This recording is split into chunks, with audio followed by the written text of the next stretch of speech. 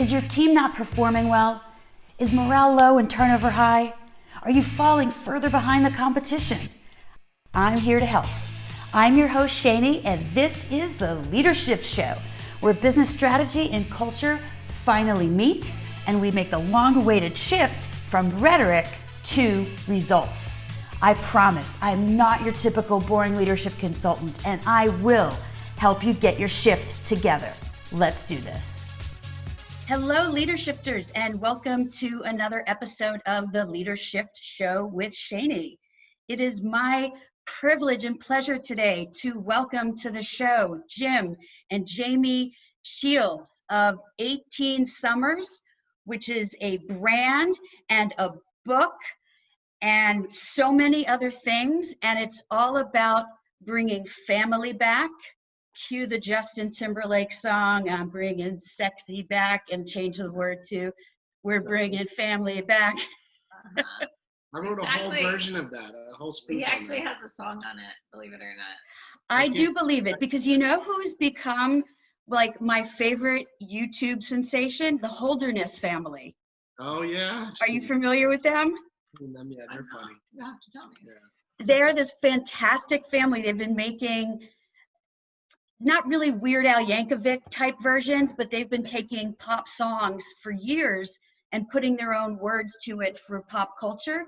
But they've been on overdrive since COVID, and they've done dozens of COVID-related funny songs, and it's the husband, the wife, the kids, all in these videos. And it's funny, I had no intention of bringing them up right now, but they're actually kind of a nice role model to think about when it comes to our topic today, which is how do busy parents, whether they're quarantined or not, make more time to connect with their kids. Yeah. And that's a lot of what we're going to talk about today, especially in light of the shift that has been taking place over the past 4 or 5 months towards quarantining, shelter in place, homeschooling. The family dynamic has probably never been more challenging for some of your clients, I would imagine. Yeah. No one was ready for COVID. Not at the level we experienced anyway. You know, everything was brought home. You know, family, business, school, it's all happening from home. And that put a whole new pressure on things. And it really unveiled that, geez, we really have been, I don't want to say neglecting family life, but almost sidelining it to a point where this brought things back into full focus. And I think it showed the importance of family life, how it can actually help tie everything together, so that, truth be told, we really enjoyed lockdown. It wasn't easy from the beginning, but there were certain principles that we had in place and been teaching for years that really helped. And I'm sure we'll go into those today. Yeah. I think we all knew, you know, when you come into something like that, like you said, you weren't really prepared and you didn't know what you were facing. And many of us came to realize that we were wounded, right? Like there was already an issue. Like COVID didn't cause the issue that was happening at home, in your marriage, in your family. COVID didn't cause that. COVID exacerbated it though. You know, it put us in this boiling pot, and whatever was happening in the home was just now intensified. And so we find ourselves in these situations where it's this big big crack over the head. And it's like, okay, we no longer can wait for this to clear. It's not just a pandemic for a virus, but we're also now facing another emergency within our unit. Yeah. So this is my COVID kitty, TJ. Hi, baby. And he still loves to climb on my laptop, especially when I'm doing things like recording podcasts. Of course. He's my family at the moment. So let's actually back up to before COVID, because you guys have been encouraging busy entrepreneurs and other professionals to be more intentional about carving out time for their family and making it a priority. So talk to us about what 18 Summers is and why you both left careers in education to form this company. Yeah, well, we just saw a need. I've run also, Jamie was in education. I had a real estate investment company for over 20 years. I still have it. But what I saw was there were a lot of leaders, executives, they were doing really well on the balance sheet. But when I got backstage and had conversations, family life was lacking. Mm-hmm. And there's lots of ways out there to help improve our marketing, to, get better financials, to pull certain levers, but there wasn't really a lot out there to support the executives and the professionals with simplifying and strengthening family life. So for my own need, I started to try to uncover principles and simple strategies that would help with that. And overall, we found that the encouraging news is we think you can have success in business and success at home. And normally you're only a few principles away from getting 80% of the way there. And for me, learning, working with families and students so intimately, directing schools, I saw oftentimes many of the same problems. Either the parents were facing problems as adults that we don't want our children to have to face, Right. or we were seeing the children kind of hit up against the same issues. Families were having a hard time rhythmizing the day, or the children were chaotic, or they're getting diagnosed with ADHD and somehow it's much too late in life to even be diagnosed. It's just one of those things in which noticing the patterns in their life and the rhythms, and helping them really establish their core values and pull in some of these rhythms and consistencies so that they can have, the greatest chance of what they're looking for in a family life. So I think we just kind of melded the two together and really just used our own family as a testing ground. I was going to ask if your family was a little learning lab sandbox for the things you end up teaching. They've always been a lab. And then when we've done retreats for almost a decade, and when you get, families together for 2 days, 3 days, it is like a giant experiment, and you just learn so much by letting all ends talk. And there were always some reoccurring themes, some reoccurring issues, some reoccurring solutions that kept rising to the top. Mm-hmm. And that was really interesting to see, which I know, knowing what you teach with LeaderShift, there's some key principles that you go back to, that when people try to overstep them or sidestep them, they're cheating themselves. And that's where we've tried to simplify to say, well, let's get to the core of things and try to make these work before we try to go to fringe stuff, if that makes sense. Right. Absolutely. And I want to park the issue of retreats for a minute, because I want to come back and get some color about what that experience is like, so that anybody listening who's interested in it can get a real sense for whether they would want to do that with their family. What I want to dig a little deeper on, you said there's just a few principles that people are away from getting 80% of it right. What are some of those principles? Some things that folks can, whether they're best practices, rules of thumb, what are they? I think to start with an overall is the importance of realizing that you set the leadership tone at your house. Yes. This is absolutely huge. And let me tell you, in 2008, I came that close to bankruptcy with, real estate in both Florida and California, mm-hmm. Very stressful time. And I was scared, agitated, just a range of bad emotions. And I don't think I handled it the best. And I made a promise that if that ever came around again, I was going to handle things differently. I remember the second day of the lockdown, I had taken a text chain from someone who I was trying to help out. It was in a really tough business spot, quick, from COVID. And I got off this text chain and I'm, kind of swearing under my breath. And because I'm feeling like they're getting taken advantage of, my 5-year-old standing right in front of me.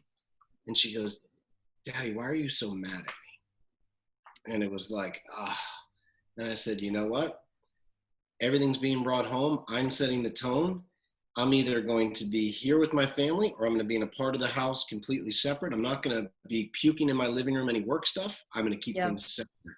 So we really set that leadership tone. I took that pretty seriously. I mean, even we were probably about 5 weeks in, and one of my teenagers said, "Dad's been so happy through this. It's annoying." Yeah, it was really annoying. So I was actually really proud to get that. I was gonna say, that's a high compliment. High compliment. And I was like, see, but I knew that we set that tone. Yeah.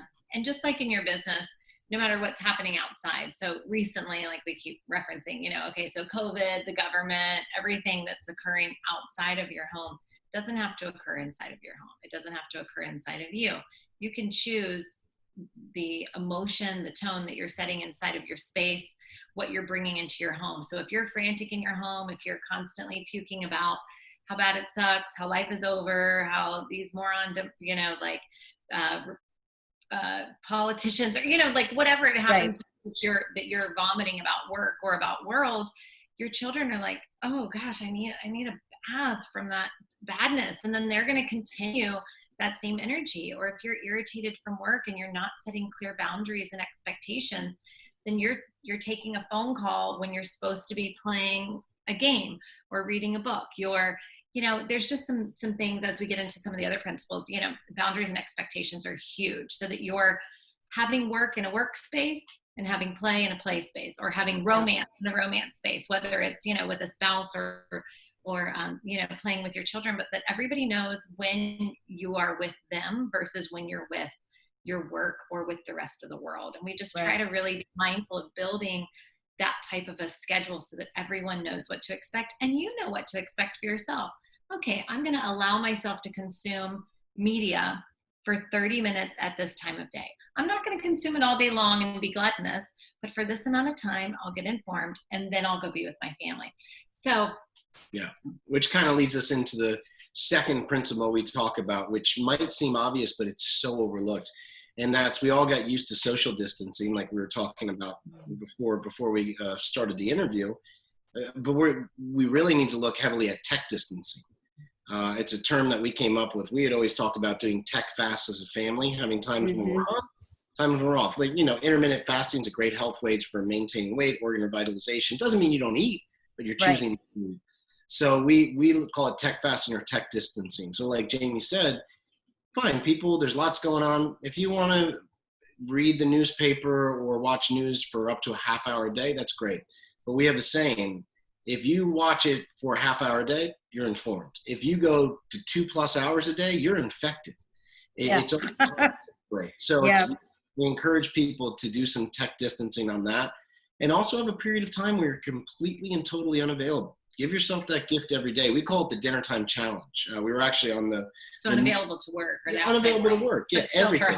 For home, you're unavailable to all your work, to any news or anything. And we called it the dinner time challenge, where for an hour a day, you guys pick the time, an hour, go back to the old school dinner, where from 5:30 to 6:30 or 6 to 7, no one is on any sort of technology. So you can't be interrupted with that one annoying Facebook thread or update that bothers you, or text that takes you into a mind fury.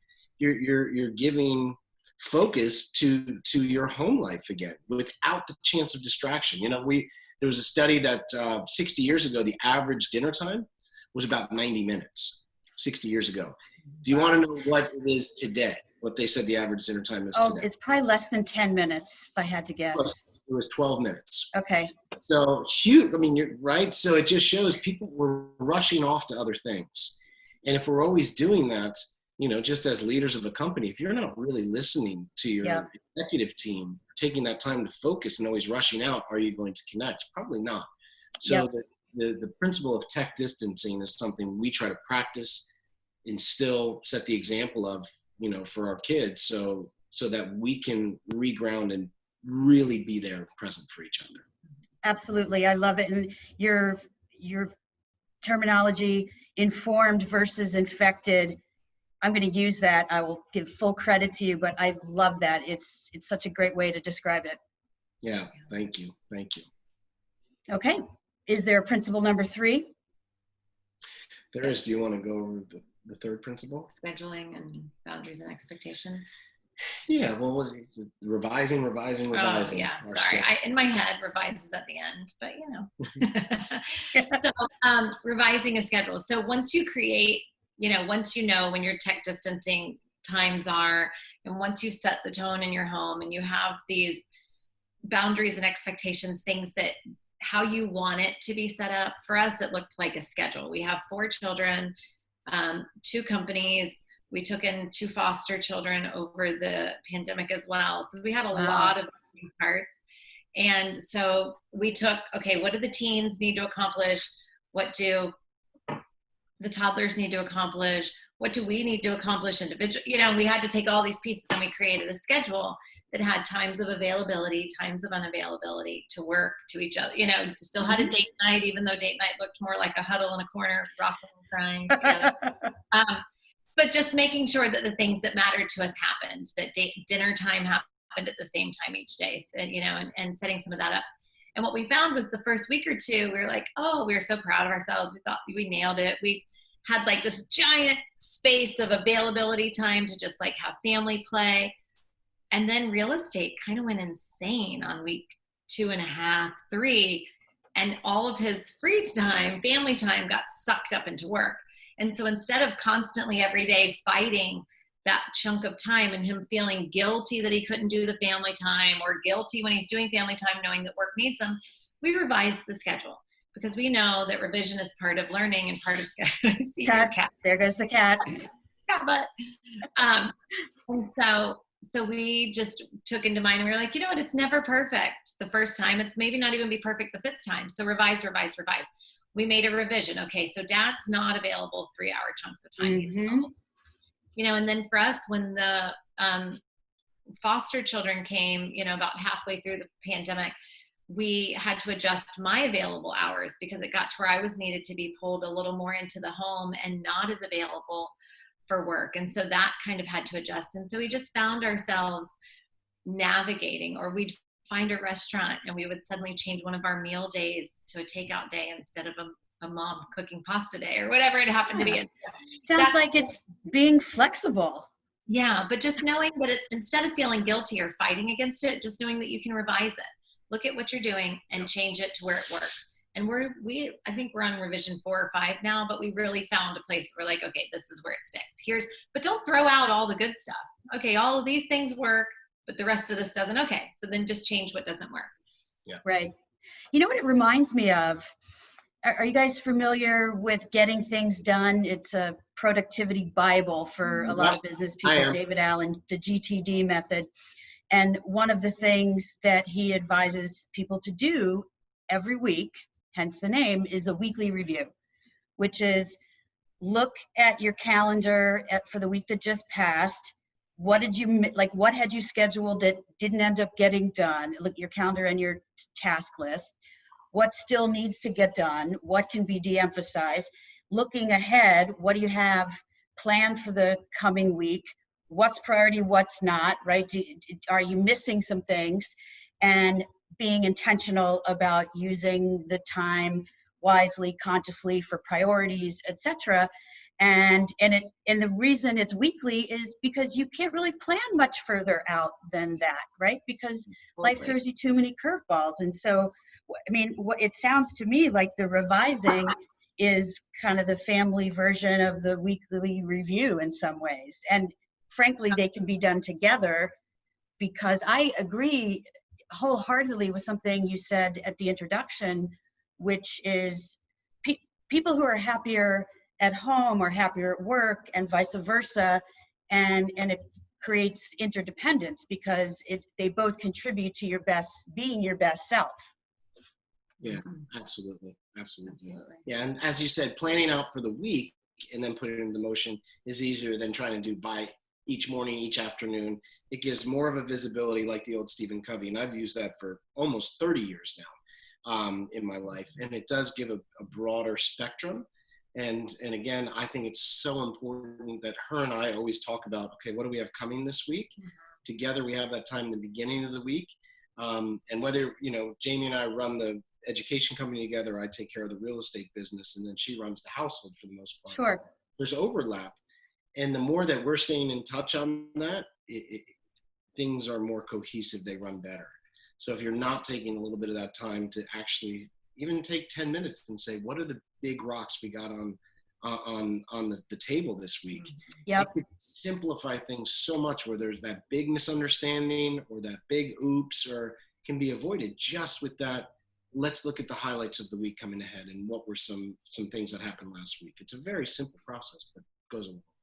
Right. Even doing that with doing it for yourself, doing it with your spouse. And then if you have a family, we usually do Sunday meetings because what was happening is he would be taking a trip and the kids would go, well, I didn't know Dad was leaving. And we thought, oh gosh, we didn't tell you. How did we did, forget? but they You were know, running around in the front yard, however. laughing and that. Like, they said, what do you tell them? They weren't focused. So now. Right. So we sit down and we say, here's what we have on the week. What do you have on the week? How can we support you? Here's where we need support. So it's just a good way of, setting your own weekly and then setting it with your spouse. And even, you and I had a slip up today because we had a calendar thing. I thought something was for real estate. It happened to be for 18 summers. And, it happens. But the more you're in communication and getting clear on those things, the better. For sure. So let me ask you, those Sunday meetings, is that the genesis of the book that you authored, Jim, the family board meeting, or no, that's something different? I'll get into that in a minute. That's something executives will really resonate with, because it's actually a strategy where I'm taking what's made most businesses successful and brought it into the relationship with my wife and kids, mainly for Jamie and I to use with our children. Actually, we can go into it now. And it's just basically, for everyone's used to a board meeting, right? A board meeting happens quarterly, normally in companies. Mm-hmm. And from what I see, it has two purposes. Reflect on the last 90 days, reunite the team, and look ahead to the next 90 days. Yep. I started to do that years and years ago with our boys, because I wanted to see them shine. I wanted to keep my relationship running, a busy business that came out of 2008, almost going bankrupt. And so I said, I'm going to have a board meeting with each of my children every quarter. So I started to spend a half day at a minimum with each of them. And there were only 3 guiding principles. It had to be one-on-one. So none of their friends could come. None of their siblings could come. It wasn't me and Jamie. It was just me and my son or Jamie and that. Okay.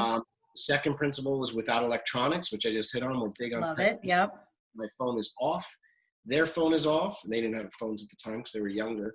And then the third thing is they plan the day. It's a fun activity of their choice. Nice. With time at the end of the day to talk. And, I go into deeper stories about problems our family overcame, because we're a blended family of adopted and biological children. And those meetings were absolutely pinnacle.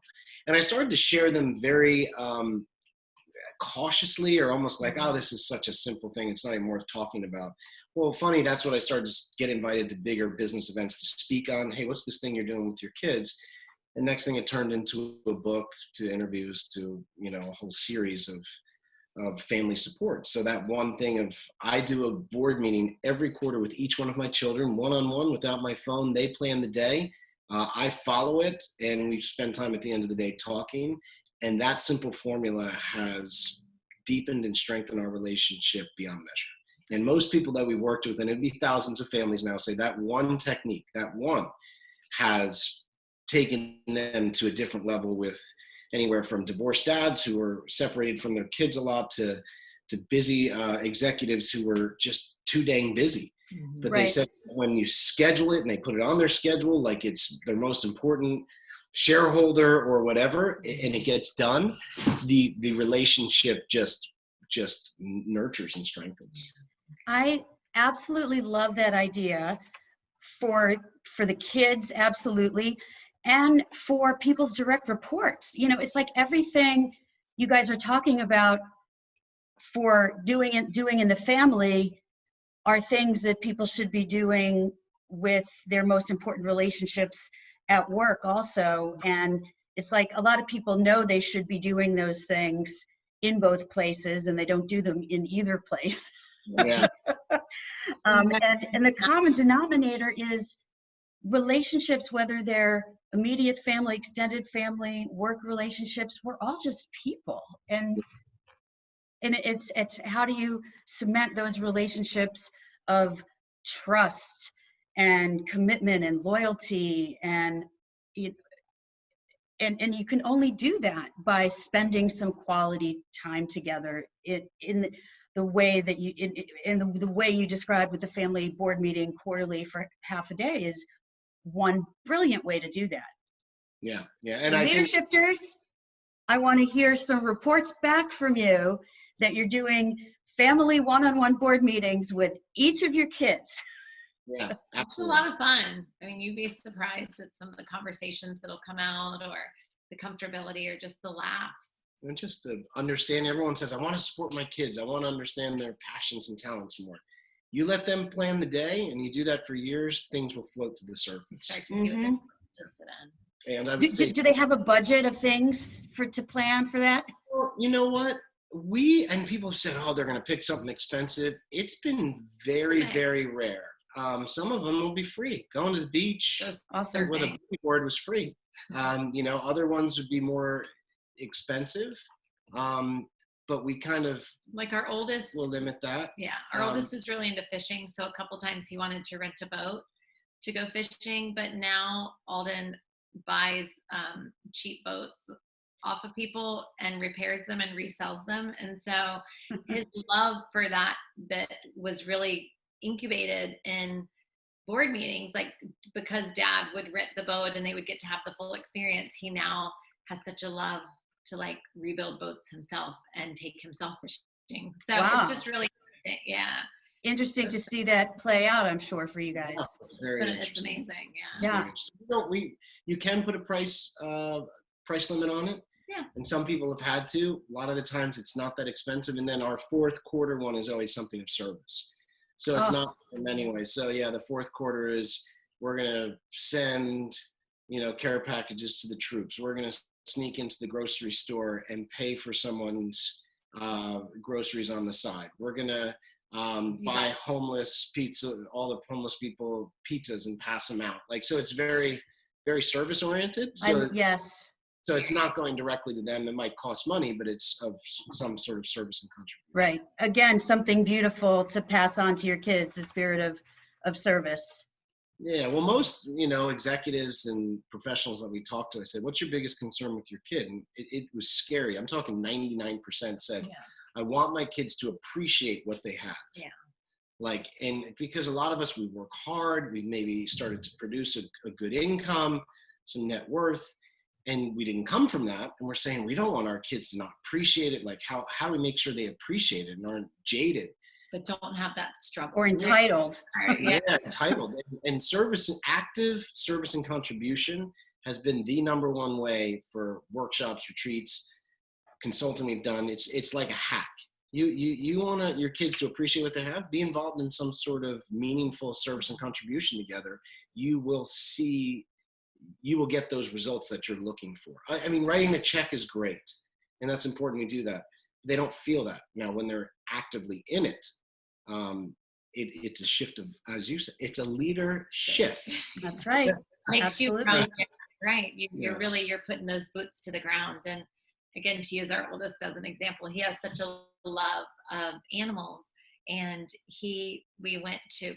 we walk dogs. So every Friday he would walk dogs at the local shelter. And yes, he would get attached, or yes, he would get, nasty cleaning out cages, or yes, he would, there were certain things that would happen, but he loved it was just, he was doing what he could. He wasn't making a bunch of money to then be able to write a check, but he knew he could contribute by once a week, he could bring dog treats and walk some dogs. And so, again, allowing them to do service within their interests as well is so powerful. Mm-hmm. So what would it look like to work with a family on a consulting basis? What types of things do you teach them, or, and is it just the parents, or do you work with the entire family? What does that look like? It's mainly the parents, and then the children get in. I think we really like to go back to core. You were talking about fitness before, and, yoga, and once you strengthen the core, right, everything else will be strengthened around it. So with Jamie's background in Waldorf and Montessori, which was just so key I think it's one of the most business-minded educations there is. You go back to some core things. We start saying, okay, well, as a family, the same way you would with the business, have you identified your core values? So you can make value-based decision-making? What are your values? What are your core values? There's nothing else in the line until you have that lined up, until the whole family really buys into and creates those together. Because what's your culture otherwise, right? Yeah. Same thing with the business. If you don't know what you're there for, if you don't know what you're working towards, if you don't know what you're passionate about within your family core, then you're just existing. Same thing with a company. You're not really going to continue a progression. We usually, I'd say there's a 3-point starting. What are your values? Okay. What are your rhythms? Where are you wanting to go? What are you wanting to do as a family? What are you wanting it to look like for family life? And everyone gets to contribute, So sort of like the vision for the family? Yeah, almost like a vision of a 20-year vision of where you want things to go. What things do you want to be doing? How do you want us more or less? Do you want to live cold or hot? And everyone can have an opinion. Now, is it all going to agree? No, same with a company, but a collaborative effort can bring together. But you'd be shocked, and I'm sure with what you do with companies, they don't have identified their core values. No, or if they have, they're bullshit. They're words on there with no meaning, no ownership. And no resonance, yeah. No resonance, yeah. And then there's no rhythms set, no cadences in place of real rhythms to beat that drum and to work towards those core values and keep you on track. And there's really no objective. There's nothing that you're looking towards. There's no aim. And so we try to do that with families. And by going into those 3 things, we can naturally remove a lot of obstacles that are breaking up the connection, the communication, the understanding. And a lot of times people come to us closer, like on that 3rd step. They're like, oh, but we wanted to do X, Y, and Z, there's some tight bottleneck and everybody is in a pinch and we say, okay, well, do you have your core value? No. Well, do you know how you got here? No. Well, do you know? And so what often happens is that maybe dad had a vision for the family and he's been busting his ass for it. And everyone else thinks he's a big jerk because he's just always busting his ass and busting our ass, right? And so you end up getting into this pattern where you end up in a place that's really uncomfortable as a family or as in a relationship, and you think, well, God, how did we arrive here? And so a lot of times what Jim and I do is it sounds oversimplistic to dial it back to core values, but if we were living in a hot environment and Jim loved the mountains and skiing, like that would be a huge disconnect. But what if he never told me that he loved that? Sure. And Right. so there'll be silent resentment brewing. Yeah. And the same thing happens with kids. So this gives them a chance to be heard, because although we work with the parents and sometimes the kids come on, like if it's now a lot of stuff's virtual, as you know, then they're brought in by the parents, to ask questions. Have you ever stopped to ask your children this? Have you ever spent an hour with identifying core values or words of core values that really resonate? And the answer is normally no. And so again, and it's sometimes difficult to get these big entrepreneur CEOs to realize that their children have a lot to contribute, and that, oh my gosh, you have another. I know, this is TJ's sister, Elaine. Oh, look at that. Yes, the cats are very much interested in 18 summers. Time lives to 18 summers. So that's right, exactly. That math works, doesn't it, baby? So I'm just laughing because everything you say are conversations just like I'm having in office buildings or in Zoom meetings with my clients. It's like when people get stuck and they don't know where they went wrong or what decision to make, that's where I always take them, is back to the North Star of values and to the vision. Like I just asked an executive recently who was struggling with a big decision. I said, 5 years from now, what story do you want to tell your daughter about this episode? And it immediately, and I wasn't even trying to actually combine the work and the family thing, but I just know how much his daughter means to him. Yeah. And so that was a way for me to direct him to his values.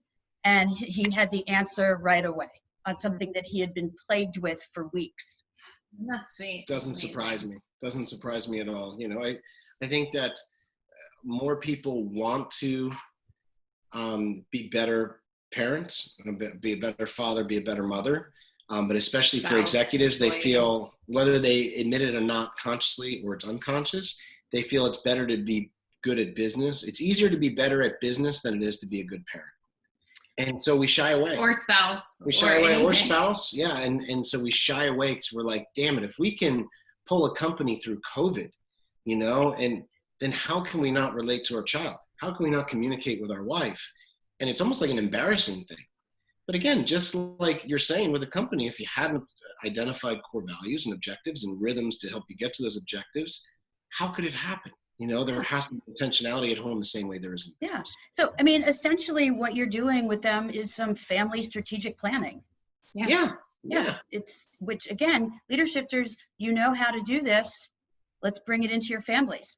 Yeah. So now let's talk about retreats, because, you know, corporate retreats either have sort of one of two reputations. One, it's like, oh, we're going to go do like a ropes course and sort of have forced bonding, or, you know, like, so there's that perception of retreats. And then there's the retreats that are game-changing, life-changing, light bulb moment bringing for people, because whatever experience has been created for them on retreat with their colleagues changes the dynamic on the team. So what does a retreat with 18 Summers look like? It's kind of both. Well, you know how you said, We like to have lots of fun. We like so to it have is, fun. you know, not team building, but just, you know, getting out Yeah. of your comfort zone slightly so that you can just have fun together, really. It's kind of like a... we're big fans of The Office. So if you ever watch the show The Office, like Steve Carell and Lake Wallach Unpack, and, you know, where they spoof on the retreats. We like to be outside and have fun, but I think the element that separates us from, oh gosh, and the cliches to the, wow, that changed things forever, is exactly what you did with your executive. You said he's been struggling on this. Well, you brought his daughter into it. Yeah. And that brought clarity, a higher level, a better leader.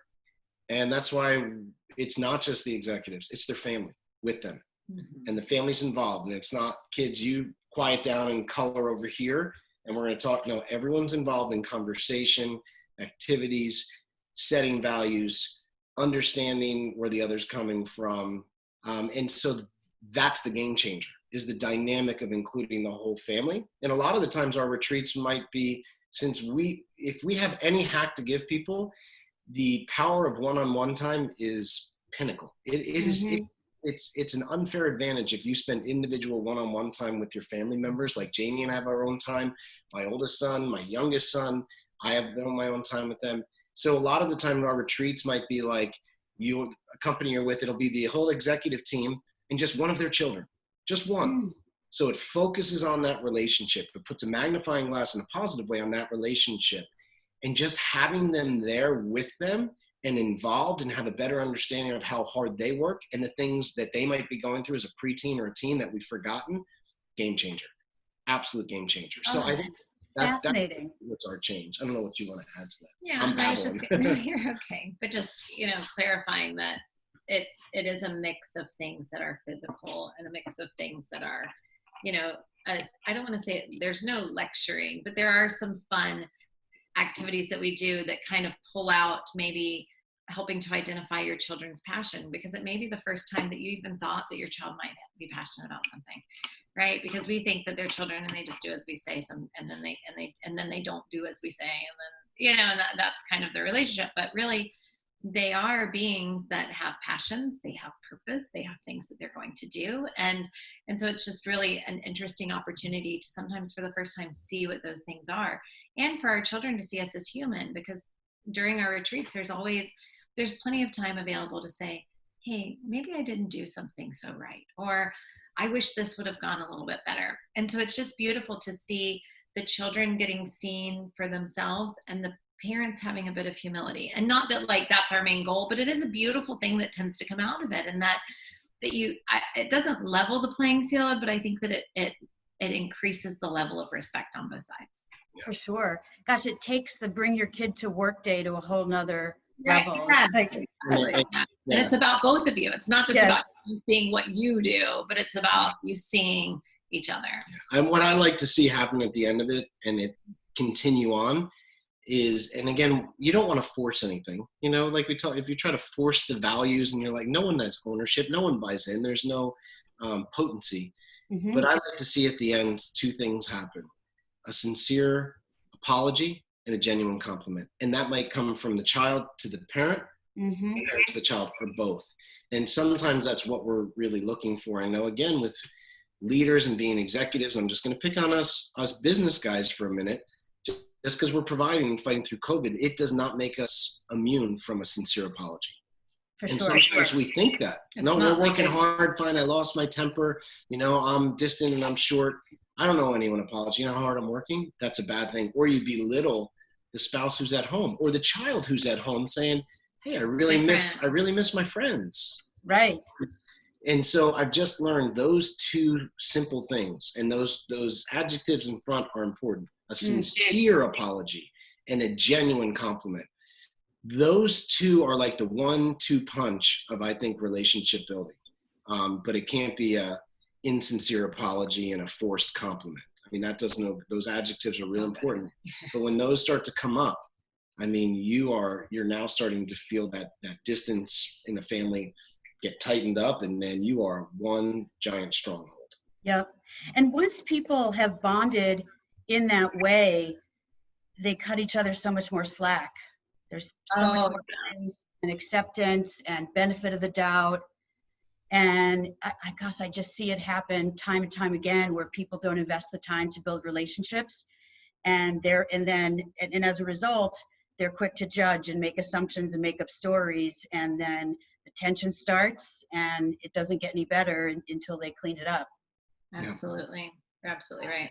We have next? Oh, I just said we have a saying, we're all still learning.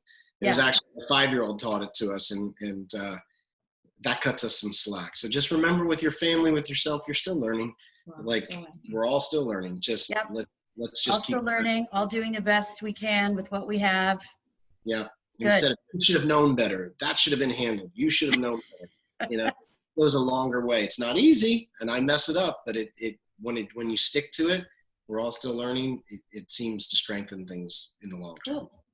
So what is next for 18 Summers? What can folks who are already working with you, or folks that are being newly introduced to you, be looking forward to from you guys? Sure. Yeah. So 18summers.com is a great place to find lots of information about us, as well as our where to find us on social media. We kind of have everything, from Twitter to Instagram. And we also recently launched our own podcast. We've been doing interviews for a while, but there's something about us entrepreneurs that we don't actually like to put things in a box, right? So we've just been doing interviews and enjoying them and releasing them.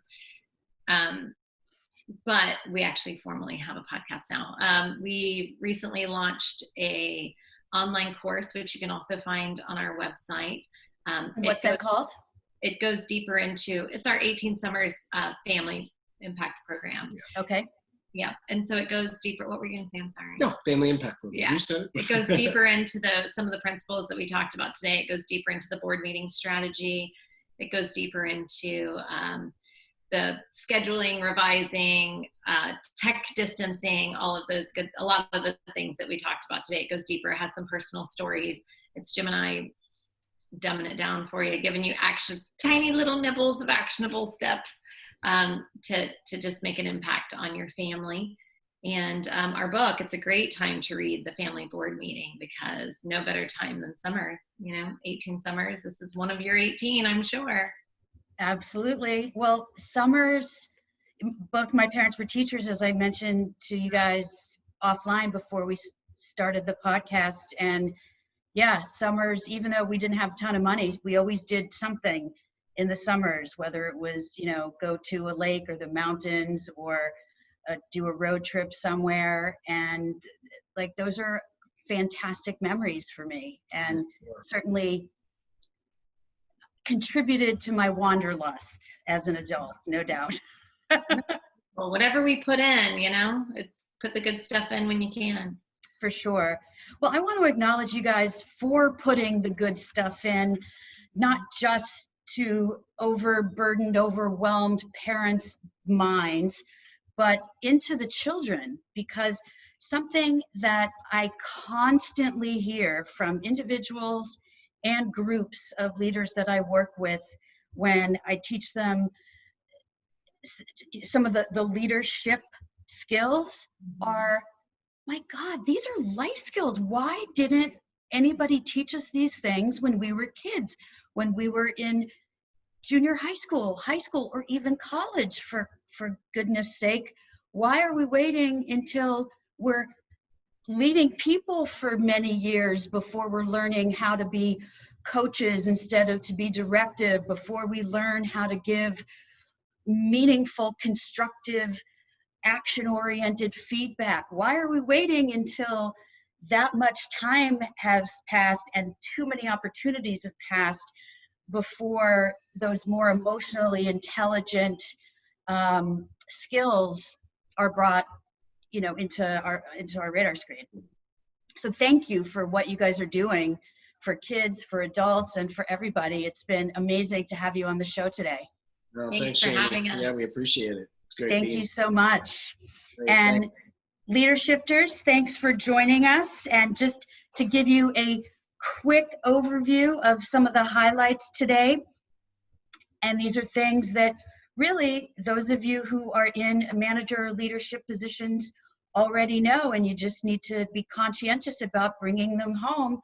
You are the arbiter of culture in your home, not just in your office or with your team, right? So you're setting the leadership tone, which means the culture, the boundaries and the expectations, and what your one-on-one time looks like.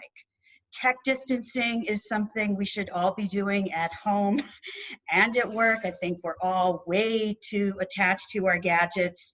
And then the idea of being conscious about how you schedule and being willing to iterate with it, to have that flexibility of revising so that you're spending your time wisely. And slightly different, but also amazing advice: the power of a sincere apology and a genuine compliment, whether it comes from a retreat experience or a fight or a family board meeting. Wherever it comes, it doesn't really matter, because those are relationship building blocks that are foundational. So thank you guys for being on the show today. LeaderShifters, thanks for listening or watching, and we will see you next time. Mwah.